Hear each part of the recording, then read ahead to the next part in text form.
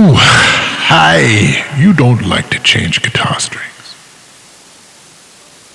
But you have to change some strings today. And you're afraid you're going to hurt yourself in some way, which often happens when you change strings. You're a little bit bummed about that. Okay, what guitar needs new strings besides every one you own? Okay, show me.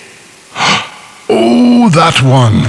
The 12-string with the 6 strings on it and a 4-string tuning. That's a classic, Lou. This should be interesting. And you've got new strings for it ready to go, right? New strings. Yep, find those strings. Get in there, boy. Dig around. God knows you dig around those boxes all day long looking for something. And always looking for something, always rummaging around. Lou, well, it looks like you don't have any more strings. Okay, hit the road, boy. There you go. Hitting the road, there he goes. Look at the river. Look at the river, the mighty Connecticut River. You're crossing the Mississippi of the Northeast. Or so you always say, Lou. That's the thing you always say. Rolling in to replay music. Look at that. There's always a spot right outside the front door. Fantastic. Oh, got your strings. That's great. The Connecticut River is the most extensively dammed river in the United States. Now you've got your guitar. And you got your strings. Great. Yep. What else you got? What else are you going to need? You're going to need wire cutters, of course. Yes. Oh, a pair of scissors. Okay. And a kitchen knife. All right. And a pair of pliers. Okay. Well, maybe, yes. Oh, and a long flathead screwdriver. Okay. That's great. You're ready to do it. Now get in there. Go get him, Tiger.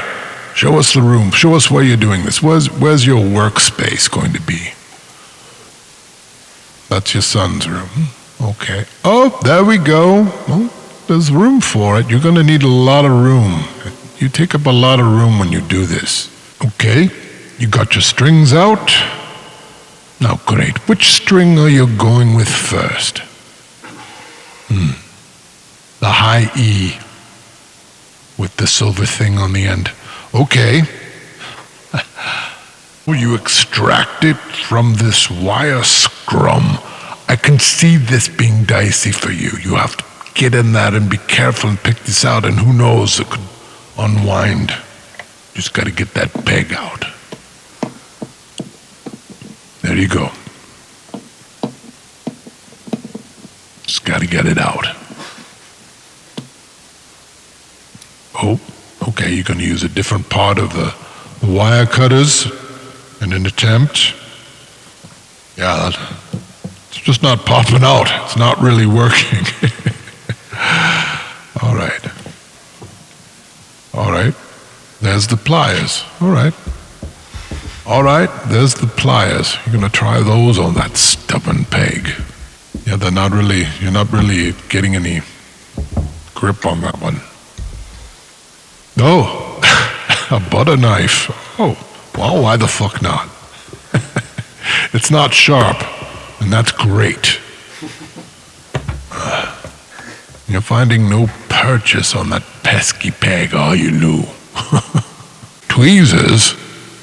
Lou, those are Adele's golden good tweezers, you ghoul. Ack! You're gonna get in trouble. Now we're talking. Flathead screwdriver with a nice long stem for leverage. I've got a good feeling about this. There you go. Oh, and there goes the peg. But where? Where? Well, congratulations, Captain. It's time to get that first string on and wound up.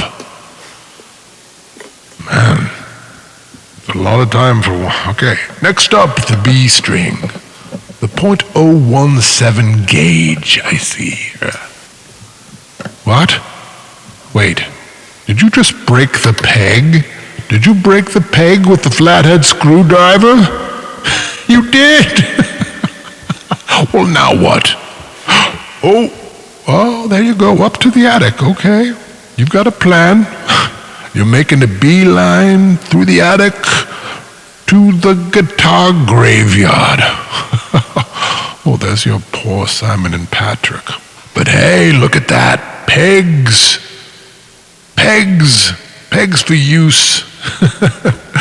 Pegs are here. Peg. There's lots of pegs to forest here. Well, there you go.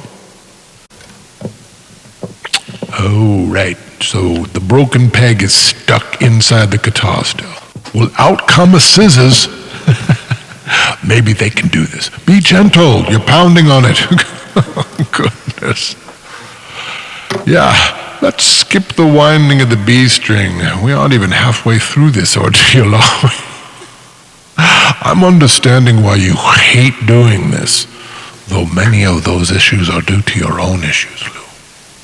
Your own lack of patience. Well, show me how you put that big fat string in.